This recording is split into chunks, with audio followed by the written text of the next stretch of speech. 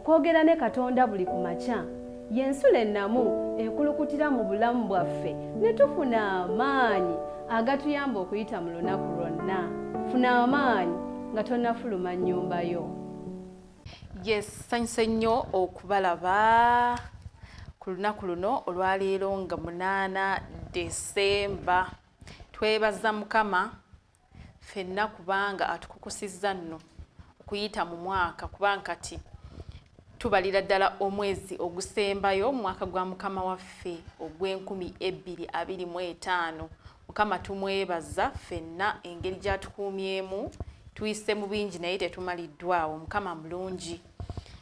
Mbaniriza nnyo mwenna ku pulogulaamu yaffe eŋŋanzi ensulo ey'enkya, mwe tufuna ekigambo kya Katonda nga tetunaba kubaako kyonna kye twakoze okuyita mu lunaku, era ne twongera okuwongayo obulamu bwaffe eri Katonda. Nze nno omwanjuzi wa pulogulaamu eno nze Lilian Migadde, era nga mwenna nsanyuse okubalaba era neebaza Mukama nti kwemuli ku mukudu gwaffe guno ogwa Vento Media awamu ne 3ABN. Nga tetunaba kutandika ekyokuyiga ky'olwaleero, nsaba twewombeeke olw'okusaba. Mukama Katonda oli mulungi era oli wa kitiibwa nnyo. Weebale nnyo, weebalire ddala kubanga okyatukuumye kabaka w'abakabaffe, era kubanga osigadde gwe Katonda waffe. Nsaba nga tugenda Mukama okwongera okufumitiriza ku kigambo kyo awamu n'okuyiga. Katonda waffe otubeere, era Mukama otuteeketeeke okuyita mu lunaku nga tuyina amaanyi awamu n'okuddizibwa obujja. Weebale Katonda waffe kubanga owulidde okusaba kwaffe. Kristo Yesu Mukama waffe. Amiina. Ejjo twalabye ku musana ogw'ensi empya. Era ne tufuna n'ekyokuyiga okuva mwogwo omutwe nti eno ensi gye tulimu nkadde, waliwo ensi endala Mukama gy'ayita ensi empya etali eno. So ensi eno mu maaso ga Katonda alabira ddala nga nsi nkadde, kyongera kutulaga nti tetweyibaala nti twatuuka. Nedda, Mukama akyalina bingi nnyo eri mu sitoowa ye ebyokutuwa era ebyokutulaga. Leero tugenda kutunuulira ekyokuyiga ekiriko omutwe ogugamba nti amawanga agalokoleddwa. Amawanga agalokoleddwa. Olunyiriri lwaffe lugenda kuva mu kubikkulirwa essuula ya 21 olunyiriri olwa 24. Mu kubikkulirwa essuula ya 21 olunyiriri olwa 24. Revelation chapter 21 verses 24. Wagamba nti n'amawanga ganaatambuliranga mu musana gwakyo, ne bakabaka b'ensi baleeta ekitiibwa kyabwe mu kyo. Nziramu, n'amawanga ganaatambuliranga mu musana gwakyo, ne bakabaka b'ensi baleeta ekitiibwa kyabwe mu kyo. Okuyita mu Bayibuli yonna Kitaffe kye yakolera ensi zonna mu Kristo kiweebwako obujulizi. Era n'ensi eno nga tennatondebwa, ekigendererwa kya Katonda kyali kya buli muntu okuva mu buli ggwanga okufuna obulamu obutaggwaawo. Amiina. Kino nze kyayongedde okundaga ebiseera ebisinga ndowooza bwe tuba tugenda okubuulira tulaba nga abantu bano bwe tusinga okuyitako ku kkubo be bajjumbira ebyokuyiga. Olumu Mukama wabanga alina watutuusizza obanga tulaba nti bye twandiyisenga ebyetaago byaffe bituukirizibwa, tulowooza nti tetwetaaga Mukama. Naye in fact tulabye n'abamu ku nsi abagamba nti nze I don't believe in God, I just believe in science, I don't believe, netulaba abantu abamu abagamba nti bakkiririza mu science, tebakkiriza mu Katonda. Naye njagadde nnyo ebigambo bino omuwandiisi byakozesezza. N'agamba nti ekigendererwa kya Katonda kyali kya buli muntu okuva mu buli ggwanga buli muntu okuva mu buli ggwanga okufuna obulamu obutaggwaawo. Tewali muntu ayinza kugaana bulamu butaggwaawo kubanga ava mu nsi bweti anti ensi nteeketeeke bulungi, ensi eteekerateekera bannansi baayo, n'olwekyo bandibadde nga obwetaavu butuukirizibwa.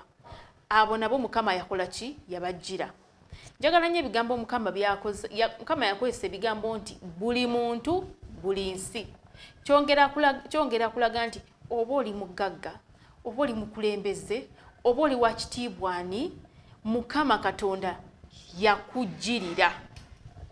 Kubanga yandibadde agamba nti bano abatalina benzigiridde okubawa obulamu obutaggwaawo kubanga ndabe beetaavu nnyo. N'olwekyo basobola okwetuusaako ebyetaago bo babeereyo. Nedda, ffenna mu maaso ge twalabikira ddala nga tulina obwetaavu obw'obulamu obutaggwaawo. N'olwekyo Mukama tumusembeze regardless of the status we have. Tweyongerayo. Malayika asooka mu kubikkulirwa 14 atwala enjiri ey'emirembe n'emirembe eri buli ggwanga, buli kika, olulimi n'abantu. Bongerako nti n'ekyolulimi tewaliwo nti ggwanga bwe liti mu maaso ga Katonda Yesu Kristo lye yajjirira. Nedda. Era wetuwakanyiza baneno abatera okubuulira enjiri ne bagamba nti nti oyo yali Katonda w'Abayudaaya. Nedda. Yajjirira Omuyudaaya n'ajjirira naffe abatali Bayudaaya. Ffenna ng'ekigendererwa kye Mukama waffe kya kutulokola. N'olwekyo tewali nsonga lwaki oba ogaana obulamu obutaggwaawo kubanga nti nze ndi wa lulimi gundi ate omulokozi era ava mu ggwanga bwe liti n'olwekyo abo bwe yajjirira. Nedda bamikwano. Tweyongerayo. Yesu yagamba nti kubanga Katonda we yayagala ensi bw'ati n'awaayo omwana we eyazaalibwa omu yekka, buli muntu yenna amukkiriza aleme okubula naye abeere n'obulamu obutaggwaawo. Kino nno ekyawandiikibwa tukisanga mu Yokaana 3:16. Password yokka Mukama gye yawa oba akakwakkulizo kokka Mukama ke yassaawo okufuna obulamu obutaggwaawo kaali kakumukkiriza. Nti buli amukkiriza, buli ekigambo buli kizingiramu buli muntu. Tafuddeeyo oli wa kikula ki, tafuddeeyo oli wa lulimi ki, tafuddeeyo ova mu ggwanga ki, tafuddeeyo ebyenfunayo benkana bitya, mugaga, mwavu, muzungu, muddugavu. Mukama yajjirira buli omu. Era n'agamba nti gwe kasita omukkiriza ofunirawo ki? Obulamu obutaggwaawo. Isaaya n'alagula nti era ndikuwaayo ng'agamba Yesu okuba omusana eri ab'amawanga obeerenga obulokozi bwange okutuusa ku nkomerero y'ensi. Wano kino nekyawandiikibwa tukisanga mu Isaaya 49 olunyiriri olw'omukaaga. Ennyiriri z'olwaleero mpulira nga nzaagala nnyo kubanga ziri kumenyaawo ffe obwongo bwaffe we bukoma. Wano Isaaya awandiika n'agamba nti obeerenga obulokozi bwange okutuusa ku nkomerero y'ensi, nti n'eri ffe gye tutatuuka Yesu Kristo ye yatuukayo ku nkomerero, n'eri gye tulowooza nti ensi weekoma. Waliwo nze ensi zempulira ennaku nga nisi ziwulirangako emyaka gyotuka gyonna gye mmaze ne ngamba ensi bulijjo nayo gyeri Yesu yabajjirira ye. N'olwekyo Mukama yajjirira buli omu, so we shouldn't exclude ourselves. Tetulina kwejjamu n'ogamba nze siri bwe nti, nze sirina kino. Mukama ffenna yatujjirira. Tweyongerayo n'akasimuka kaffe. Amawanga gonna gaweereddwa ekisuubizo eky'obulamu obutaggwaawo mu Yesu. Okufa kwe kwali kwa buli muntu. Tewali muntu yenna eyalina okulekebwa ebbali. Tewali. Kubanga tulabye nti neheri gye tulowooza nti ensi weekoma, oba ku nsalosalo ffenna abasinga tutegeera nsalo ya ggwanga nti eggwanga lyaffe likoma wano tutegeera bifo nga Mutukula bifo nga Busia bifo nga Kabaale ensi yaffe tetumanyi weekola ki weesaliza nti naye n'okusukka eyo ensi eno gye tulimu ng'oggyeko Uganda wabula the whole world we tulowooza nti ekoma eyo nayo Yesu yakola ki yatuukayo tewali muntu yenna eyalina okulekebwa ebbali omuliro gwa Geyeena tegwategekebwako ku lwa buntu gwali tegugendereddwa ffe kino nno kyongera okutubikkula amaaso era mpaka nakati omuliro gwa Geyeena teguteekeddwa ffe era ne Bayibuli ekiragalunye nti gwateekebwa Setaani ne bamalayika be Yesu bwe yakola ki bw'atyo bwe yagamba nti omuliro gwa Geyeena gwateekebwa Setaani ne bamalayika be si ffe naye ffe ate kijja kitya nga abamu balisikira obulamu obutaggwaawo nti ate abamu ne bakomekereza nga bagenzemu ekyo kitaabateekebwateekebwa lwa bujeemu lwa butakkirizaani Katonda ebyawandiikibwa bitulaze bulungi nti Yesu Kristo yajjirira buli muntu naye ffe tusalawo ne tujeemera erinnya lya Katonda ne tujeema ne tutakkiriza Mukama Katonda era n'olwekyo obulamu obutagooni bukola ki ne butusobwa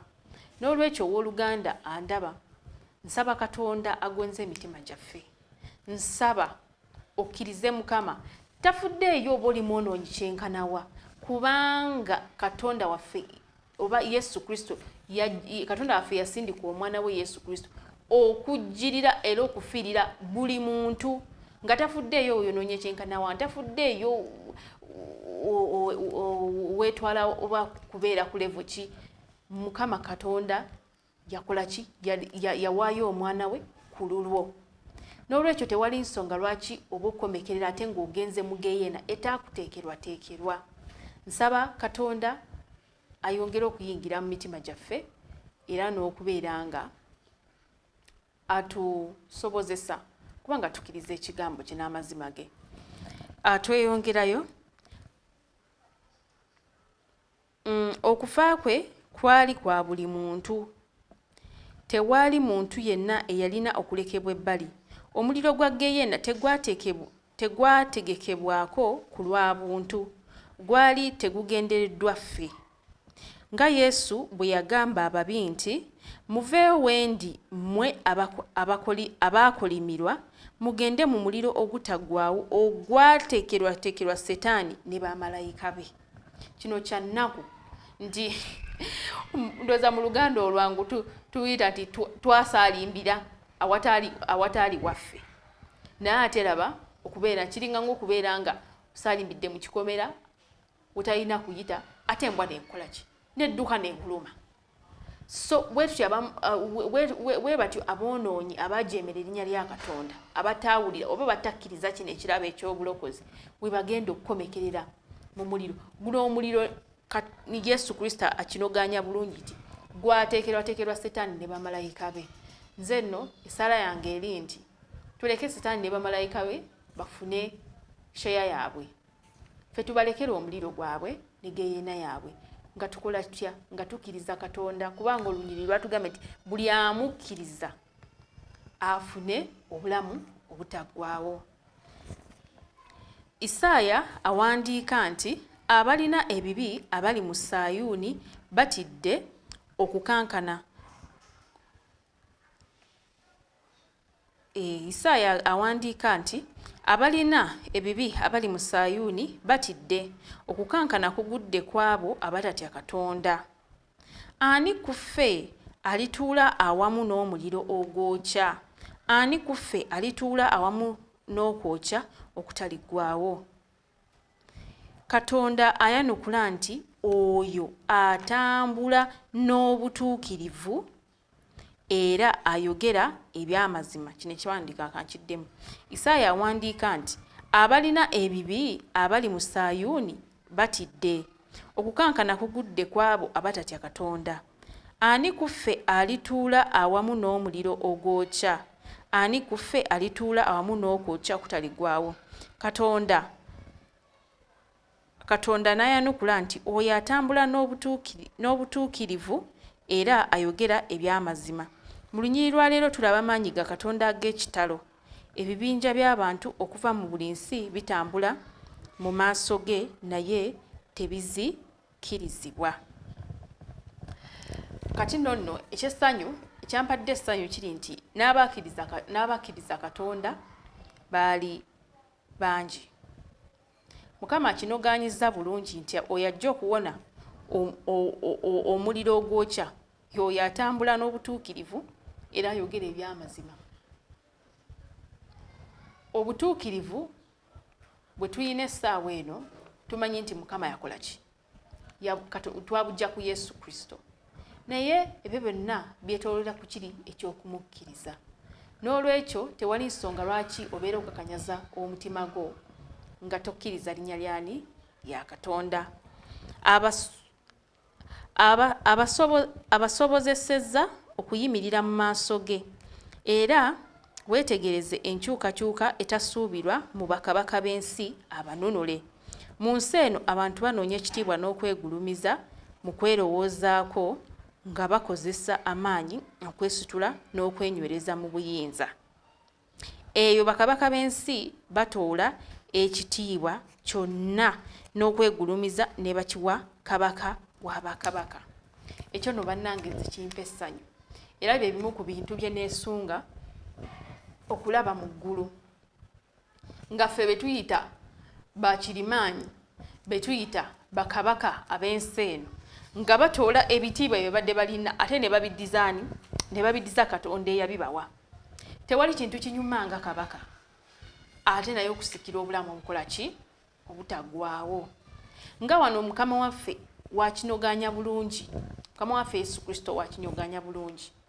Obulokozi bwa buli muntu, buli amukkiriza, oba oli mukulembeze, oba oli president, oba oli minisita, oba oli ani, oba Mukama akuwadde ekitiibwa ki, awo wonna wootuula. Wano eno batulaze nti mu ggulu olunyiriri in fact lwagambye wano waggulu nti ne bakabaka b'ensi baleeta ekitiibwa kyabwe mu kyo. Bakabaka b'ensi bajja kutuuka balabe ng'ekitiibwa kyabwe in fact nga bulijjo kye bayitanga ekitiibwa ng'ate mu maaso ga Katonda butiibwa. Naye nayagala nti tebaakakanyaza mitima gyabwe oba tebaaleka ebyo bitiibwa kukola ki? Okubamalawo. Wabula bakkakkana maaso ga Mukama era okusikira obulamu bwa Katonda okwabo bakabaka tekitegeeza mbu bwali mu ggulu. Nedda ba mikwano, batandikira wano ku nsi. Mu Bayibuli tulabanga kabaka nga Nabukadneeza, tulabanga Josiah mu Bayibuli, bakabaka abatambula nani? Bwe tulabanga kabaka Uzziya abatambulira mu makubo gani? Ga Katonda. Nga lwaki abo tetubasanga mu ggulu? N'olwekyo omukisa gutuweereddwa nga tuli wano ku nsi. Wano wangi omukisa gutuweereddwa nga tuli wano ku nsi, okulaba nga tukkiriza erinnya lya Mukama n'okutambulira mu butuukirivu. Katonda waffe yatuwa amateeka 10 as a manual. Ng'oggyeko n'amateeka 10 mulimu n'ebirala ekigambo kyaffe. For example, amateeka 10 temuli kigambo titolimbanga. N'ate wogenda mu ngero Mukama akinoganya bulungi nti one of the things that God hates, a lying tongue, olulimi olulimba. So Mukama ekigambo kye kiterawo nga manuscript obanga constitution kwe tulina okukolera ebintu tulina okukolera ebikolwa byaffe. Kakati kijja gye tuli kulabanga erinnya lya Mukama tuligondera nga tukyali ku nsi eno.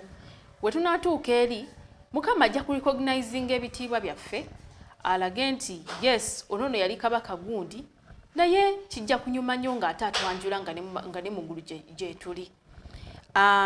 Mu kifo ky'okufuga abalala baweereza era bawagira gavumenti y'oyo yafa okutununula ng'ababe. What a lovely thing. Mu ggulu ate tebali kubanga mu nsi eno tulabanga babaweereza, wabula ate mu ggulu nabo bajja kufuuka ki? Abaweereza. Awo no kitwala bwetowaze abamu ekigendo okubalemesa okutuuka mu ggulu. gemalala oba okwegulumiza okulaba nti nze omukulu w'ekika, nze omukulu gw'omutuba, nze kabaka gundi, nze pulezidenti w'ekibiina bwekiti, nze akulira ekitongole bwekiti, bandaba batya nga ŋŋamba nti nzikiriza oba bandaba batya nga ŋŋenze mu mazzi ne mbatizibwa. Ebyo byonna we tubize ebbali ne tukkiriza erinnya lya Katonda ne tukkiriza nti Katonda ye Mukama waffe era ne tubanga erinnya lya Mukama terituswaza, tujja kwesanga tuli mu bakabaka ba Katonda era nga twafuna obulamu obutaggwaawo. Kyakusaalirwa nnyo nti tujja kusaalinze nakwise kusaalimba kubanga tegwatukolebwa nti kyakusaalirwa nnyo omuntu eyayina omukisa okuwulira amawulire amalungi ate asangibwe mu geyeena eyategekebwa Setaani ne bamalayika bwe kubanga yajeemera Mukama, olw'ekyo kye yayitanga ng'ekitiibwa ate nga Mukama yayina ekitiibwa ekinene ddala. N'olwekyo nsaba Katonda ffenna atuwe obugonvu mu mitima awamu n'okwetowaza tusobole okukkiriza erinnya lye kubanga olunyiri lwatulaze bulungi nnyo nti obulokozi bwa Yesu Kristo bwajjirirwa buli muntu, bwaweebwayo ku lwa buli muntu, regardless of your status, regardless of the position that you hold. Essala yaffe egamba nti Mukama nsalawo okukwetwalira n'obulokozi bwo, nsaba waleme okubaawo ekyeyimirira kkubo lyange. Nange nsaba Mukama ffenna atuyambe tuleme okubeerawo n'ekintu kyonna ekiyimirira mu kkubo gyaffe. Kakibeere mikwano, oluusi social status ze tulina n'ogamba mukwano gwange gundi anandaba ntya nga nsinza ku Sabbiiti, nze yali akola bwe nti, nze yali ate banandaba batya. Ebyo banandaba batya, ekyo kyambalo tukyambulule, twambale ekyambalo ekyobumalirivu. Ennyiriri endala ze tuyinza okweyongerayo n'okuyiga, tulina Zabbuli 118 olunyiriri lwa 27, Yokaana ekisooka olunyiriri olwokutaano, essula ey'okutaano olunyiriri olwokubiri, awamu n'okubikkulirwa 22 olunyiriri olwokutaano. Ezo nazo nnyiriri zongera okushedinga more light oba okwongera okutangaaza ku ebyo bye tuyize. Saba ffenna Katonda atuyambire wamu tuleme okulaba ng'erinnya lye erituswaza, twenyumirizenga mu maanyi ge, tumugondere paka ye bw'alikomawo. Nabagambye nti ejjo nababulidde nti njagala nnyo ebyokuyiga bya wiiki eno kubanga biri kutuwa ku kifaananyi ekijja okubeera mu ggulu. Bulijjo twogera ku nsi walibaawo kino, waaliwo kino, naye ku luno tulaba ekiri mu ggulu. N'olwekyo tewali nsonga lwaki oba osubwa kubanga Mukama yatubbirako n'atulaga ekijja okubeera eyo gy'ali. Katusabe. Mukama tukwebaza olw'ekyokuyiga kino ky'otuwadde. Mukama weebale nnyo, weebalire ddala kubanga otulaze nti obulokozi bwo bwa buli muntu. Mukama naffe tusaba walemu okubeerawo kyonna ekijja okutulemesa okusikira obwakabaka bwo. Mukama oluusi tweraliikirira olw'ebifo bye tulimu, olw'emirimu gye tulina, olw'emikwano gye tulina. Mukama ne tubeera nga twongezayongezayo ne tulowooza nti leero sijja kukkiriza nakkiriza luli. Naye nsaba Katonda Mukama otuwe obuvumu okuyimirira mu maanyi n'okukkiriza ekigambo kyo nga bwe kiri era Mukama tukitambuliremu. Nsaba Katonda affe buli agenda okukola olunaku lwaleero omuwe omukisa. Mukama emirimu gyabwe Mukama ogiwe omukisa. Nsaba Katonda affe oyongere okututeekateeka awamu n'okutubeera bulijjo. Weebale Katonda affe kubanga olidde okusaba kwaffe. Kristo Yesu Mukama waffe mwe tusabye. Amiina. Sinkane kulicha. Bye.